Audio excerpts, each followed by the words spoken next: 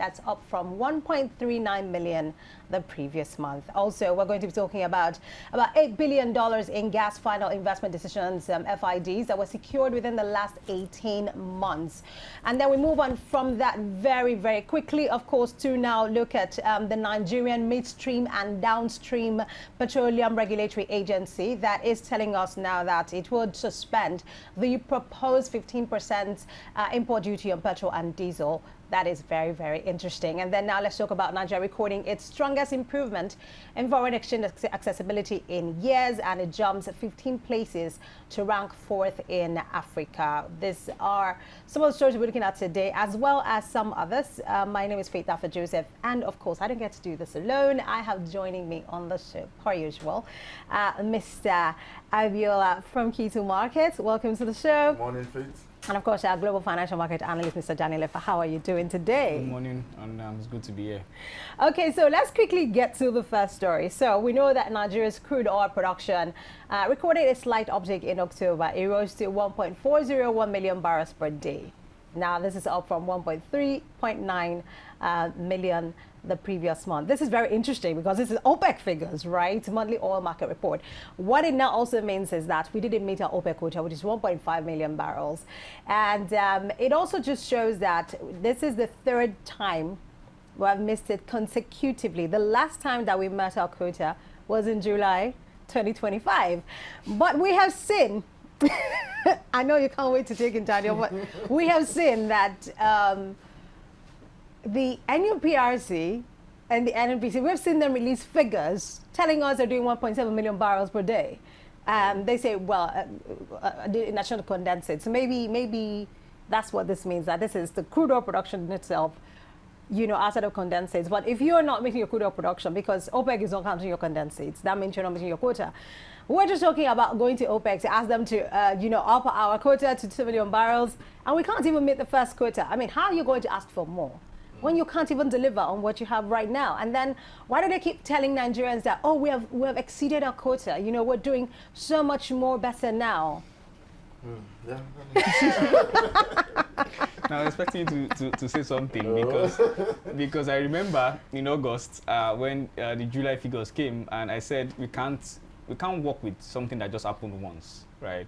It happened twice, actually. Twice in but not a consecutively. year, It happened, like, I think it happened in like May, and then it happened in July. So you know, something that happened just twice in a calendar year, it can't be a trend, because then you've not replicated it over and over again. That's basically what I said in July, because I know how this works, right? What we've done over time is that, yes, we've solved the loopholes. What we had 3-4 years ago when we were not meeting quota was because a chunk of whatever we were producing was just being diverted, right? We sorted that issue out now. So next conversation will be actual production. So that in itself requires a whole lot more resources in it. It requires a whole lot more more coordination, right? From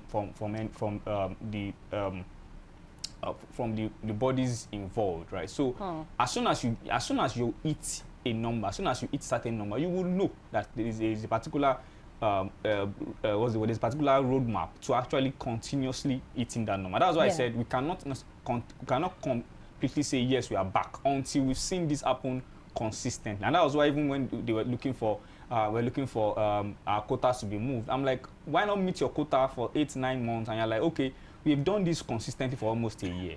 OPEC, we need an adjustment. So OPEC, from OPEC's point of view now, in fact, OPEC part of his statement was that they have about 500,000 excess demand in the market, right? So when you have 500,000 excess demand, that already they are looking at, they might even start looking at cuts into the new year.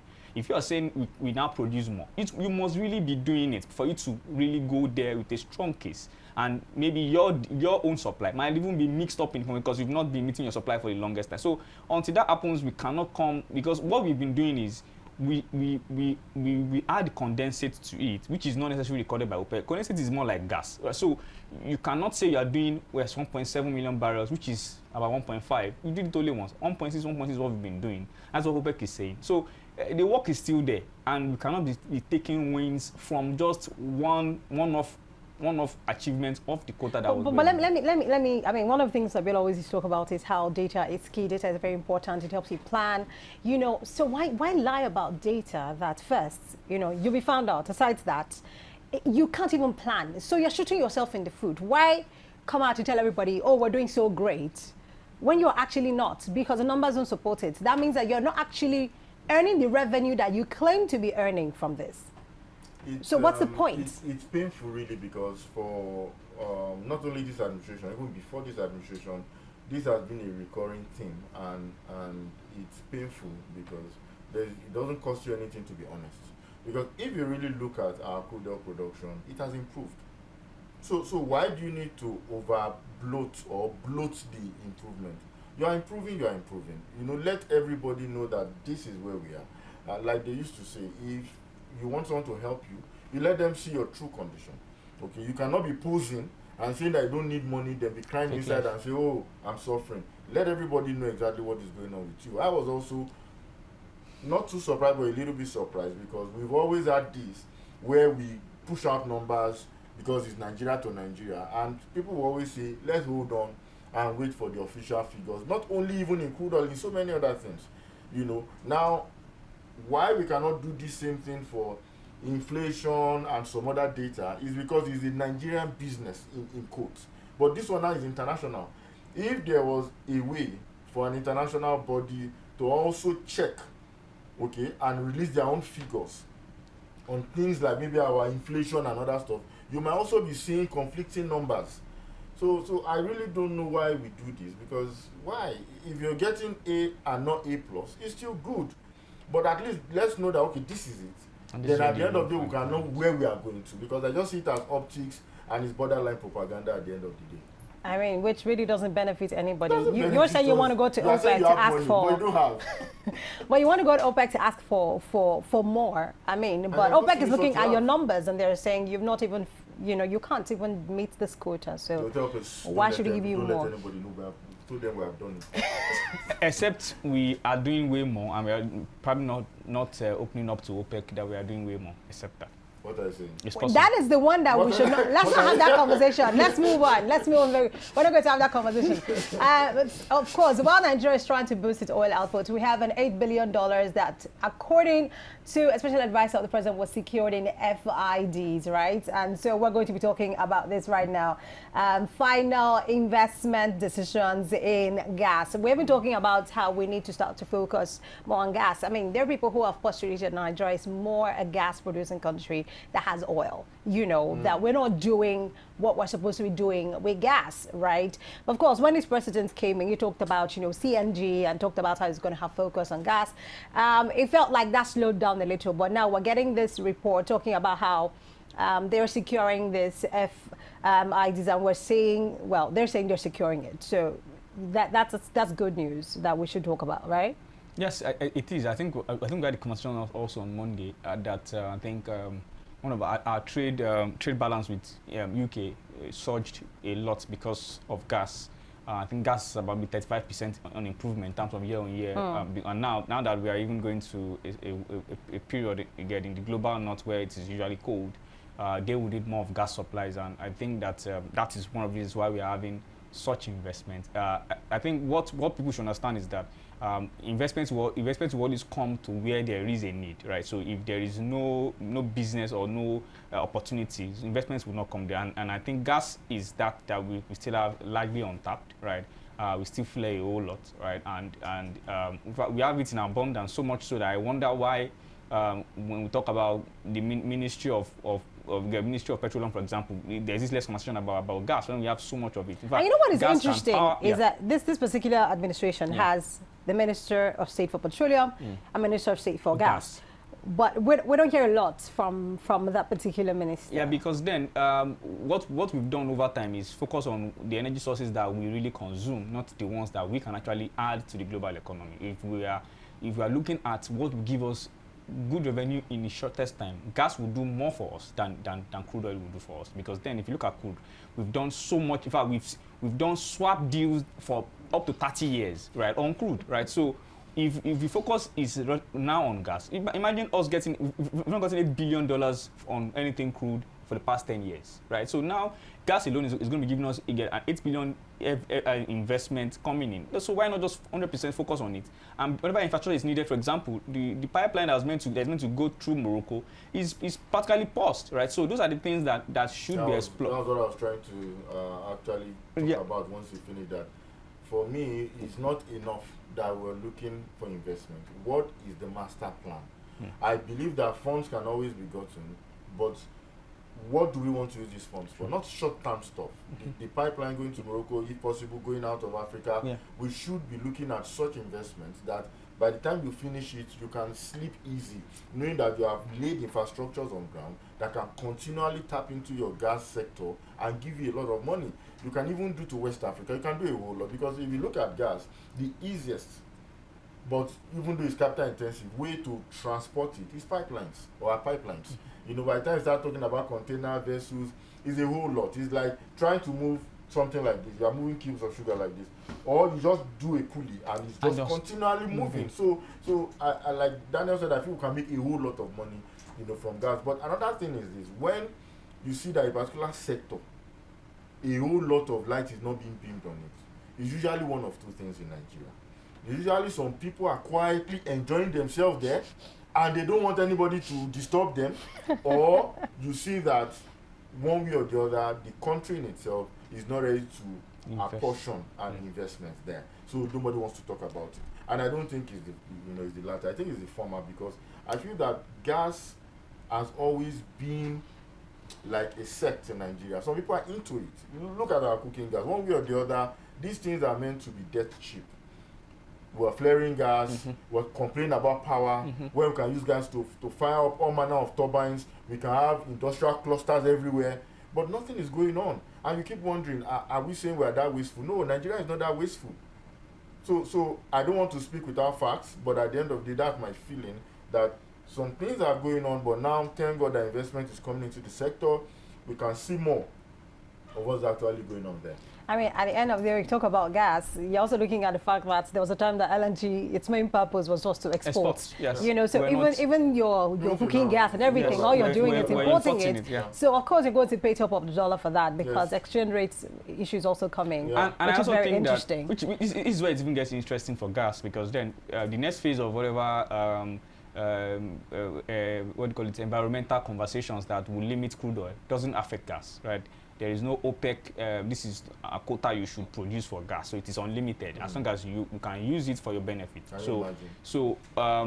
And the other thing also is there is a direct to consumer conversation around gas. So you can actually just meet a country and say, we're going to supply you gas, and there's nobody stopping you. If your price is lower, you get patronage. So you see that it gives this vibe of there is more work to be done to really build your gas. We've seen Morocco. Morocco is practically enjoying one of the most richest countries in Africa because of this, right? So you see that there is actually an actual work there that needs to be done. And it's surprising that what we've done over time is we've pushed the oil and gas conversation together so much so that when the oil and gas, now that we even have a minister of gas, that I don't know the person's name. I'm not sure you do also. Really fit, exactly. So now imagine the kind of focus, right, that would be. For example, now in recent times, we've been hearing the presidential advisor on crude, Madam Olu's. She's always getting in conversations. She's in investment forums. She's talking. So you realize that it is usually a function of who is actually wanting to do this job, wanting to get the job done. So even if there is no actual gas plan, even though we've seen a lot of time paper written by the previous government about gas projects, we still do not have no direct, and that every Nigerian can say, this is where we are going with our gas production. I'm saying there's no master plan. See, there's something that occurs or happens when you come out and say, this is the blueprint. And you keep hammering it, and everybody on the street can say, oh, this is what we want to do with our gas.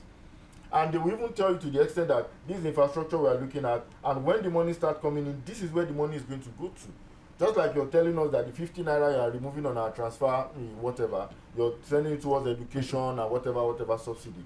At least that's, whether it's being done or not is a different conversation. But that's like a master plan. Now, gas does not go through any form of refining. Even if at all it goes through, it's not as much as crude oil. Meaning that the work that needs to be done is not on the gas itself, but just on the infrastructure. Yes. Once you do it, you start enjoying it. So it's like even a low-hanging fruit, even though it will be hard to pluck, but it's low-hanging because once you do it, you have done it. I think it's a hard to pluck. That's the issue. Anyway, the Minister of State for Petroleum Resources, Gas, is Right Honorable Eberipe Ekpo. I hardly hear him though, but I hear, the Minister of State for Petrol. He's talking. He's a local berry. He's out there. He's talking. He was the one that was talking about going to OPEC to ask for, more quota, and then, She should talk more. He. Just like FCT. If I ask people now, who is the FCT Minister for State? Your guess is as good as mine. We have a super minister. Let's go on.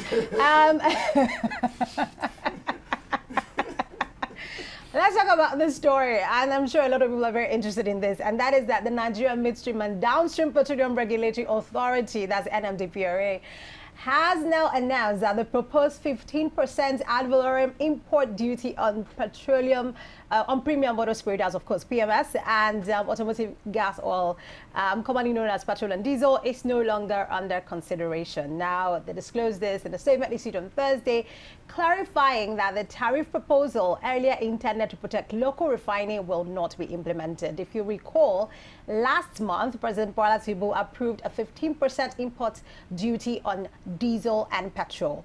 But oil marketers, of course, described this move as very challenging and that it would lead to an increase in the price of petroleum products. They said the government is making it difficult for players who are importing petroleum products to make up for the shortfall from the local refiners, who they have said are not producing enough to meet local demands. Daniel, I know you have a lot to say because I know we discussed this and you had talked about how at the end of the day, this is not good for a market that you say is an open market. Anybody can just come and play because you're making it difficult for people who are importing.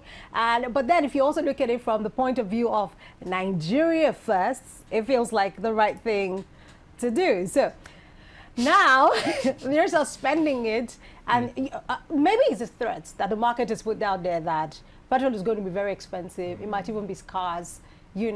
Because another part of this commission talks about them saying that there's going to be petrol all over, do not be afraid, actually going into Christmas. See, this is probably timing. This is the issue. And I think that, as I said it last time at the conversation, I said when you are putting in an import tariff, right, you are trying to achieve two things. You're trying to push your local production and trying to improve your local market.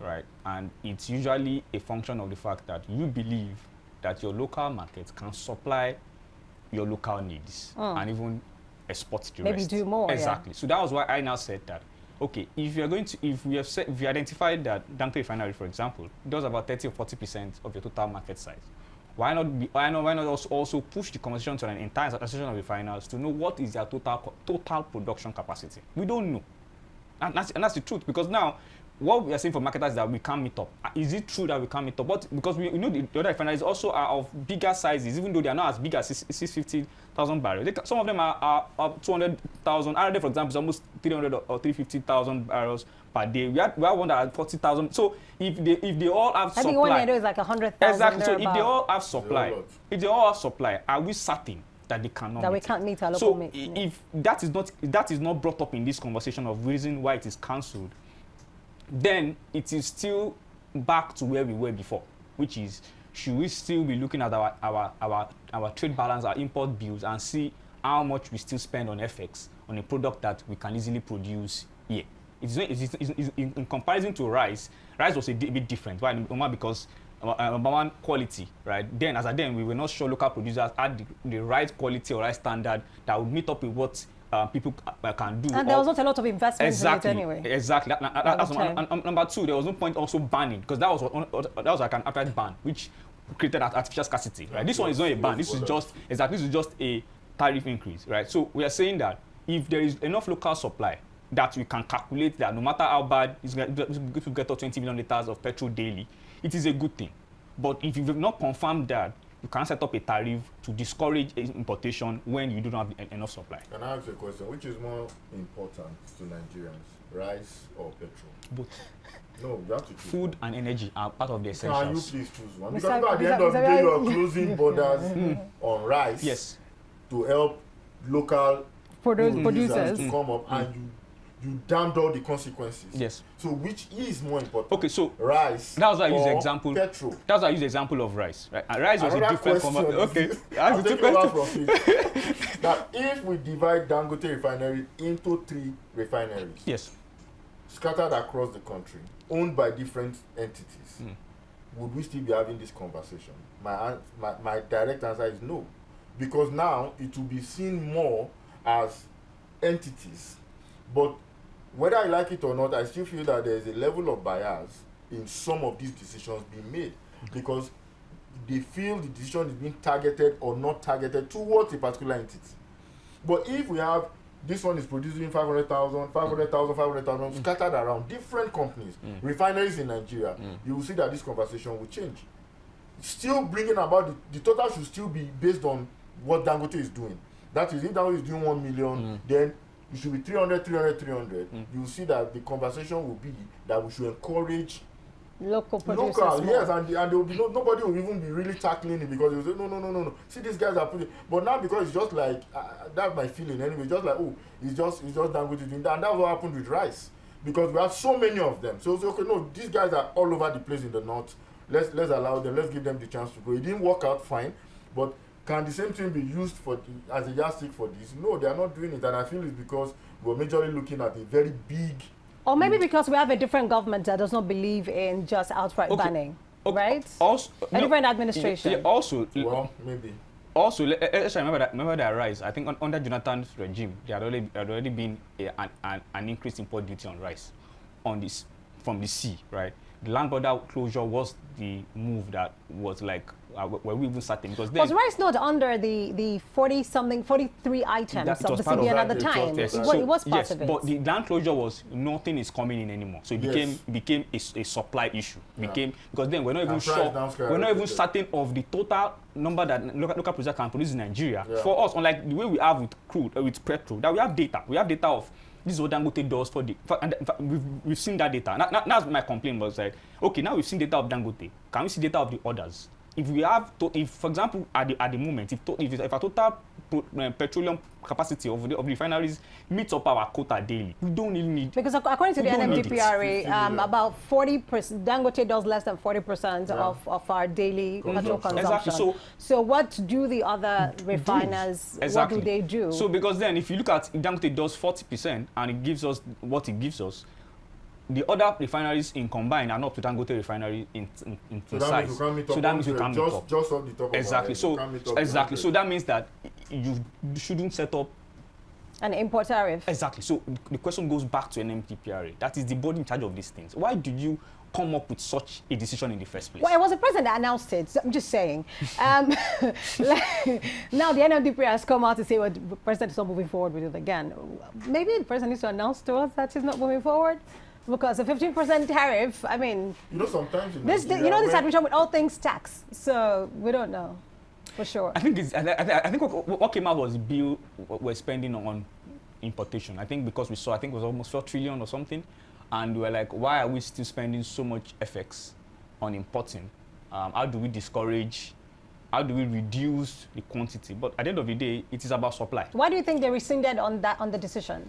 My issue is bringing out art rules, whatever, and cancelling it is what I've been saying for years, that sometimes when you see some things come out in Nigeria, it does not feel like a set of professionals gathered in a room, deliberated about it for days, then say, okay, this is our conclusion. It usually feels like somebody woke up and like, let me do this thing, and go ahead and announce. Then by the time they now deliberate, they now say, this is not. So that's how it feels, most of our stuff. So it doesn't always feel well thought out. It doesn't always feel well done. By the time there's now feedback, pulling it here and there, you now go, oh, this is not the best. But if it now works, you'll be like, oh yes, that's brilliant. Yes, I told you. So it's like a gamble. Yes, exactly. That's the way I feel most times. And also, you also said there is a bias against Dangote Refinery, which I am saying it's even for, because it was part of, as a part of people shout. What are you trying to Can we not have a Dangote conversation today? Part of people clamoring for. Daniel, can we not have a Dangote conversation? We would not. But I just want to just cite it that Thank part of people clamoring for why are marketers still importing when Dangote Refinery has what they need. And he's saying that Dangote can supply everything, but let's move on from there. Let's get to a fourth story, because today is not the day. Now, this is an interesting story that when I saw this headline, I didn't know what to think. So I'm going to present it to you guys. Anyway, the senators urged the Minister of Finance and Coordinating Minister of the Economy, Wale Edun, to urgently review the new 30% capital gains tax, that's the CGT, on large share transactions, following a 2 trillion market loss that rattled the Nigeria Stock Exchange market last week. The opportunity expressed concern that the new tax regime contained in the recently passed Nigerian Tax Act 2025 could further dampen investor sentiment at a time the market is already facing volatility. Now, under the new law, the CGT on share disposals worth 150 million naira and above has been raised from 10% to 30%, with implementation slated for January 2026. Now, lawmakers are warning that while taxation is essential for national revenue, fiscal measures must be structured to avoid undermining the market's confidence or discouraging long-term investments in Nigeria's capital markets. Now, like I said, when I saw this story, I wondered if perhaps we had lawmakers from another country passing this act. So they did not realize that a 30% CGT was a thing in the acts that they passed. Because all of a sudden it's a surprise to them. And they're like, come, finance minister, let's talk about this. You can't do this. What's going on? I think it's still part of what we're just discussing. There are some things in Nigeria doesn't feel as if people actually gathered and deliberated extensively about it. You look at so many things, look at some roads that were said they want to construct, and you always feel that were these things properly thought out, because along the way decisions keeps changing. Now this is our own, lawmakers that sat over this, and how many readings before you can pass something into law? Two readings, and there's public hearing, and then you pass it, and of course there were a lot of deliberations from committee stage before you even now get to your first. So what were they reading? Were they reading the no, hold on. Were they reading the effects of these laws or what they were trying to pass? Because even in our own low levels, if you want to put out something in the private sector, you read, you argue about it, you write projections, you do SWOT analysis in our own little way, and we say that this and this is the best. Then we will now do what we call like a sample questionnaire scenario. What we can do 100 questionnaires, 200 questionnaires to get the feedback of people. If the feedback largely differs from what we thought, then we go back to the drawing board. But now we have people looking at things on a national level, going through readings, public, whatever, and now it's being passed. But now that you're not getting feedback, you're now calling the guy that maybe suggested it. He's not the one that passed it. Now, okay, come. Why did you pass it? Okay, I'm not the one that passed it. I'm not the gate man. You are the gate man. But at the end of the day, you are now pointing your hands towards somebody else. It still goes to show the same thing we see in the oil sector, where people talk in third person. You are the one in charge of something, but you are talking like an outsider. This case shouldn't even come to light. It should be a closed-door thing that it seems as if we have made. Should we review this act? Let's review this act. It's not working. Then you come out and say, we have reviewed this act because this is what we feel, Daniel, you are free to. Okay, so first things first. The statement came out very wrong. I think they should have said when we passed this thing, we did not envisage the effect it would have on the market. That would have been a very responsible way of addressing that. Now, even that statement is wrong. No, it is wrong, but it gives. Yes. So what it does is that it gives you a sort of leeway to say, okay, yes, we did not see the effect coming. However, the 2 trillion loss that is being mentioned is not even is not directly tied to the CGT. There is a lot of factors that happened for last week. Yes, there is. I mean, the CGT hasn't even started. So. No. Of course, people will take profit Yeah, before, because this is the time for profit taking. Exactly. So there is a profit taking. When the CGT starts. We had, and it's what I want people to understand. A capital market a stock market that had over 25 trillion in addition in market cap in a year. You cannot tell me that bubble will not burst to a certain extent. It's a normal thing. It's the market. And that's why I cited it earlier. I cited it, some months ago, when I said that it looks like a Ponzi in the sense that there is really no value backing this. It is just a sentiment move. Everybody's just pouring money into it. Yeah. And that is basically, it will burst. Everybody would want to take out money because there are two kinds of investment in stocks. It's either you're pushing it to a value stock or a growth stock. Right, value stock, you're looking at this company will do well over the course of it, and that's why we are pushing money there. So you see companies like whether it is Sepla, whether it is Arade, whether it's all these companies that you know that this what they produce, even MTN, this palm oil company, Presco and all those Okomo Oil and Co. Yeah, so those ones you know that the value they bring to the market will actually sustain no matter what happens, right? And even the banks also are part of those ones because banks are already rebounding, right? So, but what we've done over this year is more like let's just play what we are playing with Bitcoin. If everybody is shouting Bitcoin, is everybody just pump money and dump money, and that's basically what happened, right? So it's only coincidental with about two occurrences. CGT, because by December 31st, you can take out your profit and it will not be part of the CGT. Part of the tax, right? So everybody's definitely going to take money out. That's one. Number two, there's the Donald Trump announcement that also affected the market because what he announced was almost like threatening the sovereignty of the country, and market will react. That's two. Then number three is the fact that if something is going down, it will keep going down till it gets to a certain level because people would the sentiment would push the move. So when you look at all those three factors, right, you cannot conclude that it is the CGT that's singularly doing this, right?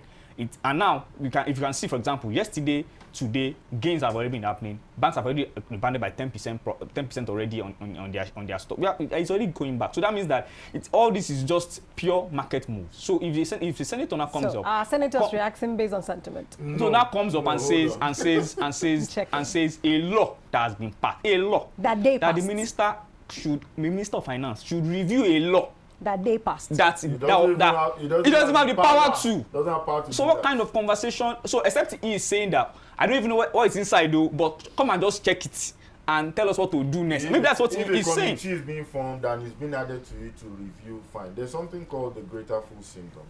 Greater fool syndrome means that I buy a product, I sell it to somebody else at an increase. That person buys the product from me, sells to another person at an increase. All the while, the value of the product has not increased. The increment is perceived increment. Exactly. It happens in a whole lot of sectors. That's the same thing that happens even in stock market. Like you said, the growth stocks are more like the greater fool syndrome. The company itself might not be increasing in value, but people are just hyping up and just driving based on sentiments. Now, the things you mentioned are more or less called accelerants. We were discussing this yesterday that for people that burn houses, that do arson and all those things, they put accelerant in different places so that when the fire starts and gets to that place, the thing will increase more. So the CGT 30%, the Donald Trump announcement, Christmas is coming, all these are just accelerants to bust that bubble that was on the verge of being busted. Just like during COVID, for an economy that was already on the verge of crashing, collapse easily. COVID just acted as an accelerant. So I think that's actually what happened. But now that it has happened, is it enough for the lawmakers to now say, come, let's look at this thing again? Because we should not be reactionary. We should not be always reacting. We should be proactive. So if you react this way now, and the reaction is now negative, do you go back again to the 30%? Because then, even for the CGT, it was 100 million for CGT for disposal of shares. Now it is 150 million. It has been pushed to 150 million. So how then are you so sure that is the reason why? Because then for you to be able 150 million. That's why I'm asking if your lawmakers are moving based on sentiment. Oh, we're going to go on a very quick break. When we return, we will continue this conversation. There are a couple more stories to look at before we wrap up the show. Stay with Business Lens on Rapid TV.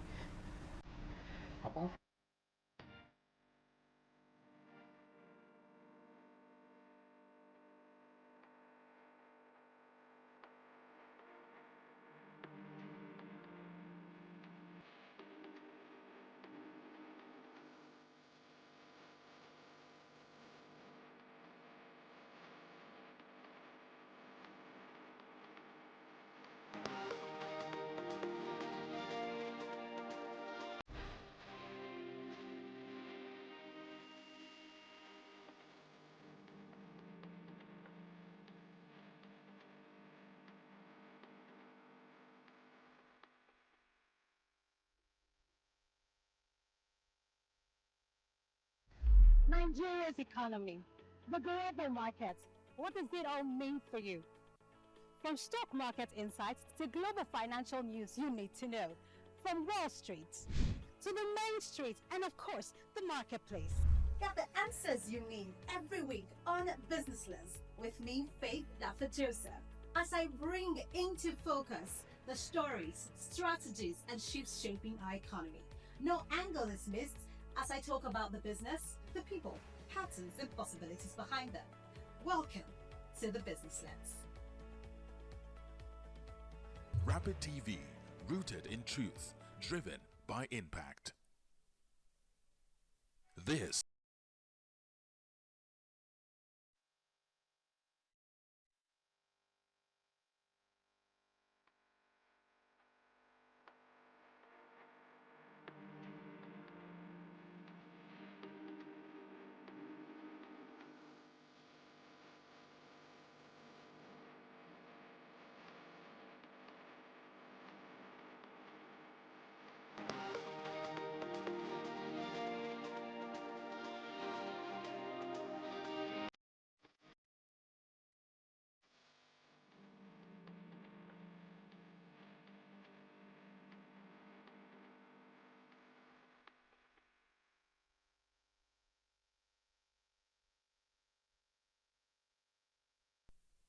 All right, welcome back. It's still the Business Lens on Rapid TV. We seem to be having a lot of fun this morning, even though we're talking about very serious issues. Let's move on to another story. Now, this is good news, I think, because there was a time that this could not have happened, or this was not happening. In fact, there was a time we're owing millions and millions in repatriation. But let's talk about this. Nigeria has recorded its strongest improvement in foreign exchange accessibility in years, jumping 15 places to rank 4th in Africa for ease of capital deployment and repatriation. And this is according to the ABSA Africa Financial Market Index 2025.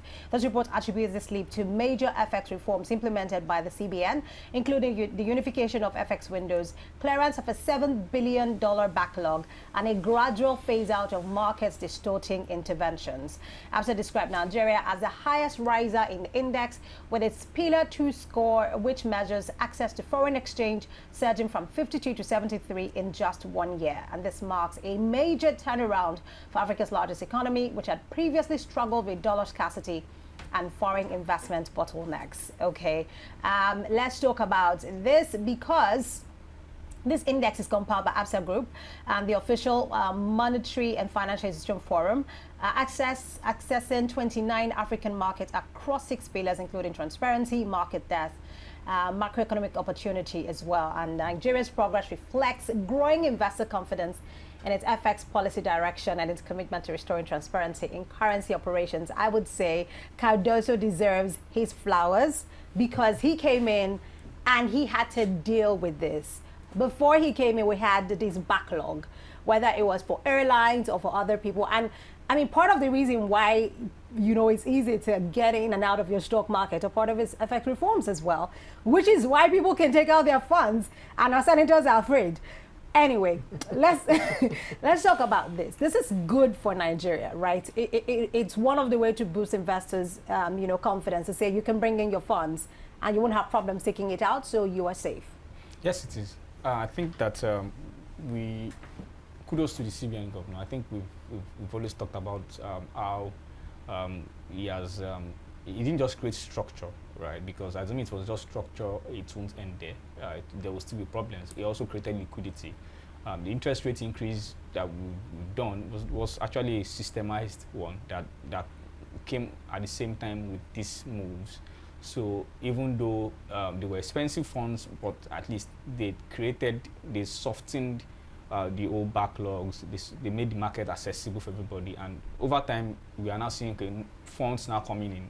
Also, Danke Finance also came at the right time also, so that now that it's selling a whole lot to Africa and all across the world, we have more dollars coming in. So yeah, so even though we say yes, Danke has done that, we've seen a lot of interest, but if there was no structure, which is what was really in his own purview, yeah, it is really a good one. And I think it's exciting to see that now you necessarily are not scared, you're not worried are not worried about doing business in Nigeria and you're scared of where to get FX from. Even see if we didn't hear the figures, like even marketers has done over 3 trillion already in importation, and they have access to dollars. So it is a good time to be a Nigerian in terms of the structure we've seen on the monetary side.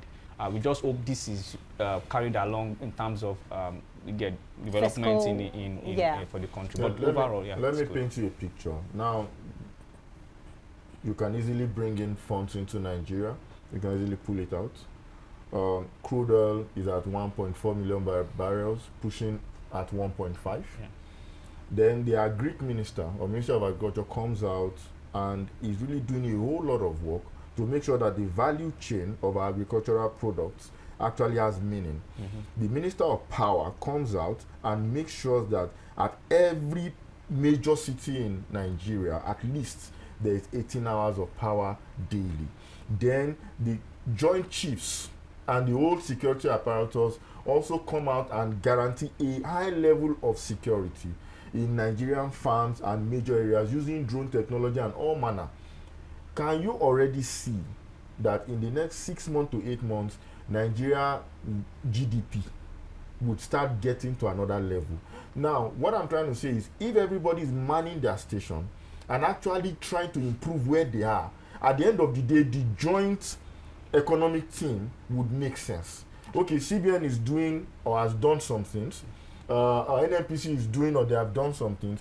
Let others also come forth, and at the end of the day, see, the president cannot do everything. He has chosen the people that say they know how to do it, and they are there now. So it makes me feel, I'm feeling one kind of, a little bit of happiness that if other people can actually do their stuff, in a short time, maybe the standard of living in Nigeria will increase, the cost of goods, inflation, all those things will drop, because now everybody is pushing. But what we are saying is that some are pushing more, than the others. And that is the sole reason why we have high interest rates.